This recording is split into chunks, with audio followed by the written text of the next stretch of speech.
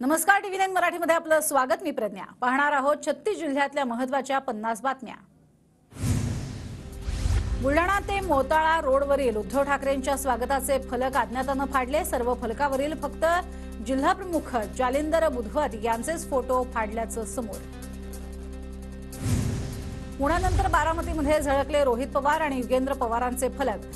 वादातोच पण दादा नवा. रोहित पवारांच्या फलकावर उल्लेख, तर ना नरेंद्र ना देवेंद्र, आता फक्त युगेंद्र असा युगेंद्र पवारांच्या फलकावर मजकूर. सुनेत्रा पवार बारामती लोकसभा मतदारसंघात सक्रिय. सुनेत्रा पवारांच्या हस्ते विविध विकास कामांचं उद्घाटन होणार. अजित पवारांचे धाकटे पुत्र जय पवार आजपासून बारामती दौऱ्यावरती. आगामी निवडणुकीच्या पार्श्वभूमीवरती दौऱ्याचं आयोजन. अशोक चव्हाणांचे कट्टर समर्थक असलेले आजी माजी आमदार काँग्रेसकडनं नांदेड लोकसभेसाठी इच्छुक. माजी आमदार वसंत चव्हाण आणि आमदार मोहन हंबर्डे यांच्याकडनं लोकसभा लढवण्याची इच्छा व्यक्त. परळीमध्ये धनंजय मुंडे विरुद्ध करुणा शर्मा लढत दिसणार. धनंजय मुंडेंविरोधात निवडणूक लढणार.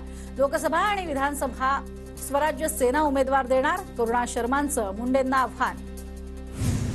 चंद्रपूर लोकसभेच्या जागेवरती विजय वडेट्टीवारांच्या दावेदारीची चर्चा. ज्या घरातील लोकप्रतिनिधी गेला त्या घरातील महिलेला तिकीट देतात. प्रतिभा धानोरकर यांची लोकसभेच्या उमेदवारीवर प्रतिक्रिया. एकनाथ खडसेंनी भाजपमध्ये यावं ही लोकांसह माझीही इच्छा. रावेरच्या खासदार रक्षा खडसे यांचं वक्तव्य. पक्षप्रवेशाचा निर्णय वरिष्ठ घेतील. रक्षा खडसेंची माहिती. वर्धा लोकसभा निवडणूक लढण्यास हिंगणघाटचे माजी आमदार राजू तिमांडे इच्छुक. तिकीट मिळाल्यास शरद पवार गटाकडनं लढण्यास तयार असल्याची तिमांडेंची माहिती. कोल्हापूर लोकसभेसाठी मवियाकडनं शाहू छत्रपतींना ऑफर. उमेदवारीबाबत शाहू छत्रपतींची भूमिका मात्र अद्याप गुलदस्त्यात. पुढील काही दिवसात शाहू छत्रपती भूमिका स्पष्ट करणार. सातारा लोकसभा जागेवरनं महायुतीत रस्सीखेच. अजित पवार गट आणि शिंदे गटाकडनं सातारा लोकसभेच्या जागेवर दावा, तर सातारा लोकसभा भाजप पक्ष लढवणार. भाजप आमदार जयकुमार गोरेंकडूनही दावा कायम. माजी आमदार विलास लांडे यांचा शिरूर लोकसभेवरती दावा. माजी आमदार विलास लांडे अजित पवार गटाचे नेते. अमोल कोल्हेंच्या विरोधात उमेदवारी मिळावी लांडेंची मागणी. जळगाव जिल्ह्यातील रावेर लोकसभेच्या जागेसाठी मवियामध्ये काँग्रेस आग्रही. काँग्रेसकडनं उमेदवाराची चाचपणी सुरू असल्याची काँग्रेस प्रदेश सदस्य जगदीश पाटलांची माहिती. लातूर लोकसभा मतदारसंघावरती गेल्या 10 वर्षांपासून भाजपची पकड.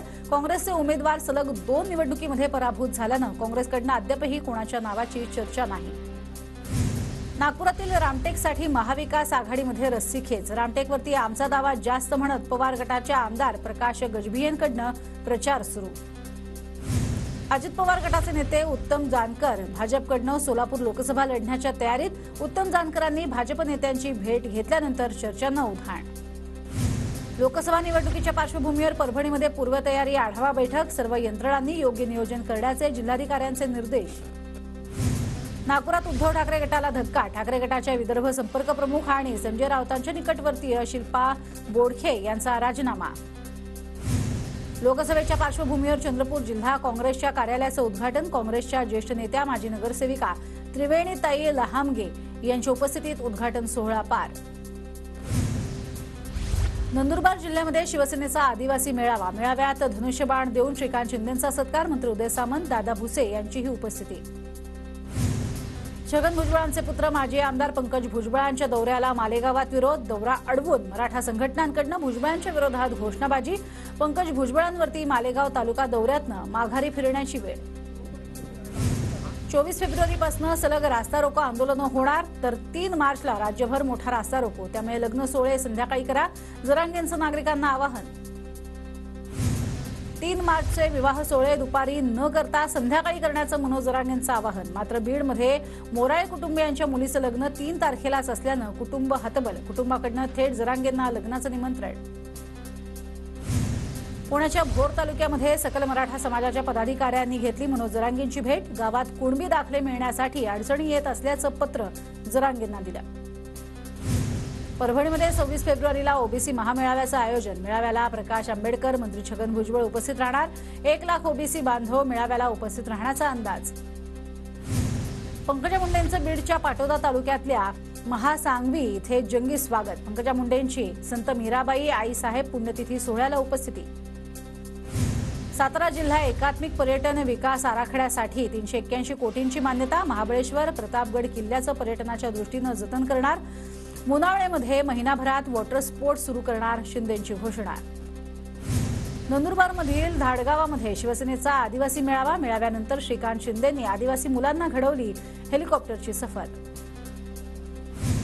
शरद पवार गटाकडनं हर्षवर्धन पाटलांना शुभेच्छा. राष्ट्रीय साखर कारखाना महासंघाच्या अध्यक्षपदी निवड झाल्यानंतर पदाधिकाऱ्यांकडनं दुधगावकर संघामध्ये भेटी दरम्यान अभिनंदन. बारामतीमध्ये डॉक्टर बाबासाहेब आंबेडकर स्टेडियममधील क्रिकेट सामन्याला जय पवारांची उपस्थिती. जय पवारांनी लुटला क्रिकेट खेळण्याचा आनंद. नाशिकच्या लासलगाव जवळच्या कोटम गावामध्ये आकाशातनं वस्तू पडल्यानं शेतकऱ्यांमध्ये घबराट. हवामान माहिती मिळवण्यासाठी हवेमध्ये सोडले जाणारे यंत्र तुटून पडल्याची पोलिसांची माहिती. पुढील तपासणीसाठी पोलिसांचा संबंधित विभागाशी संपर्क. सुरगाण्यातनं लाल वादळ नाशिकच्या दिशेनं. शेतकऱ्यांच्या विविध प्रलंबित मागण्यांसाठी माकपा आणि किसान सभेतर्फे मुक्कामी मोर्चा. 26 फेब्रुवारीपासून जिल्हाधिकारी कार्यालयासमोर महामुक्कामी आंदोलन. कोल्हापूरच्या अंबाबाई मंदिरात खोदकामात दरम्यान आढळलेले पुरातन शिल्प असलेले दगड, तर याची दखल पुरातत्व विभागाकडून.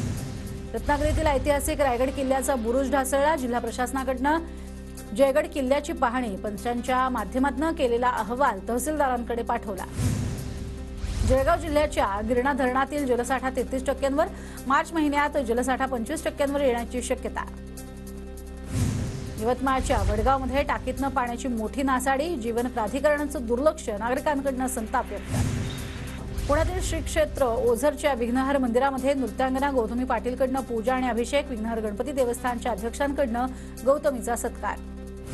वाशिम जिल्ह्यामध्ये रब्बी हंगामातील हरभरा काढणीला वेग. कृषी उत्पन्न बाजार समित्यांमध्ये हरभऱ्याची आवकही वाढली. हरभऱ्याला 6,000 प्रति क्विंटल दर. जळगाव जिल्ह्यातल्या बाजारांमध्ये हरभरा तुरीची आवक वाढली. मात्र गव्हाची मागणी असूनही गव्हाची आवक झाली नाही, त्यामुळे गव्हाचे दर वाढले. लातूरच्या बाजारपेठेत तुरीचा बाजारभाव 10,000हूनही अधिक. बाजारपेठेत दररोज 6 ते 7,000 क्विंटल तुरीची आवक. तूर उत्पादक शेतकऱ्यांमध्ये आनंद. जळगावच्या जामनेरमध्ये कापसाच्या दराची स्थिती जैसे थे. दरवाढीची प्रतीक्षा करत कापूस किती दिवस साठवून ठेवायचा या चिंतेत शेतकरी. नागपूरच्या बाजारपेठांमध्ये कांद्याचे दर वाढले. किरकोळ बाजारात कांद्याची 25 रुपये किलोने विक्री. 8 दिवसात कांद्याच्या दरात प्रति किलो 8 ते 10 रुपयांची वाढ. हिंगोली जिल्ह्यामध्ये पाऊस कमी झाल्यानं भुईमुगाच्या पेरणीत घट. जलसाठा कमी असल्यानं भुईमुगाचं पीक संकटात. यवतमाळमध्ये पीक विमा तातडीनं देण्याच्या मागणीसाठी शरद पवार गटाचं ठिय्या आंदोलन. आंदोलनात मोठ्या संख्येनं शेतकरी सहभागी. नागपुरात मध्यरात्री दरोड्याच्या तयारीत असलेल्या 2 आरोपींना पकडण्यात धंतोली पोलिसांना यश. आरोपींकडनं 5 दुचाकी आणि 1 कार जप्त. पंढरपुरातून पश्चिम महाराष्ट्रातील पहिल्या भारत कृषी प्रदर्शनाचं आयोजन. उद्या महोत्सवाचं उद्घाटन. सांस्कृतिक कार्यक्रमाची मेजवानी. वर्ध्यात पशु प्रदर्शनामध्ये 14 लिटर दूध देणारी गवळाऊ गाय चर्चेत. प्रदर्शनामध्ये सगळ्यात जास्त दूध दिल्याची ही नोंद.